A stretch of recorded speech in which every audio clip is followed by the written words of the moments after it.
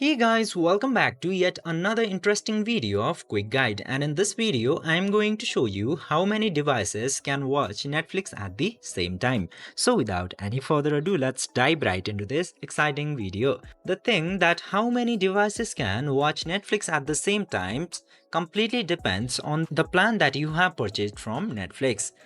If your subscription is for the standard and standard with the ads, then the only two screens at the same time can watch the Netflix.